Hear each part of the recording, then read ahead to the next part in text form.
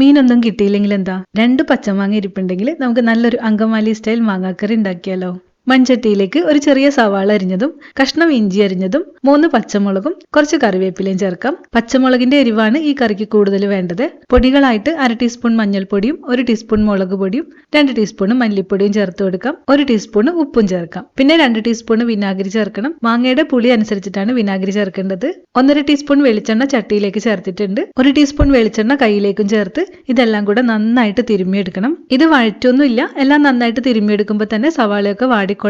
ഇനി 2 കപ്പ് കട്ടി കുറഞ്ഞ തേങ്ങാപ്പാലും ചേർത്ത് മിക്സ് ചെയ്തിട്ട് തിളപ്പിച്ചെടുക്കാം. കറി തിളച്ചു വരുമ്പോൾ തൊലി കളഞ്ഞ് കട്ട് ചെയ്ത 2 പച്ചമാങ്ങ ചേർത്ത് കൊടുക്കാം. മാങ്ങ വെന്ത് കഴിഞ്ഞാൽ തീ കുറച്ചിട്ട് 1/2 കപ്പ് കട്ടിയുള്ള തേങ്ങാപ്പാൽ ചേർക്കണം. ഇത് മിക്സ് ചെയ്ത് കറി ചൂടായ ശേഷം ഫ്ലെയിം ഓഫ് ചെയ്യാം കേട്ടോ. 1.5 ടേബിൾ സ്പൂൺ വെളിച്ചെണ്ണയിൽ 5 ചെറിയുള്ളി അരിഞ്ഞതും 2 ഉണക്കമുളകും കറിവേപ്പിലയും ചേർത്ത് മൂപ്പിച്ചെടുക്കാം. എന്നിട്ട് തീ കുറച്ച ശേഷം 2 നുള്ളു മുളക് പൊടിയും ചേർത്തിട്ട് കറിയിലേക്ക് തളിച്ചൊഴിക്കാം. കുറച്ച് സമയം മൂടി വെച്ച ശേഷം മിക്സ് ചെയ്തിട്ട് എടുത്താൽ മതി. നല്ല ടേസ്റ്റി ആയിട്ടുള്ള അങ്കമാലി മാങ്ങാക്കറി ഇവിടെ റെഡി ആയിട്ടുണ്ട്.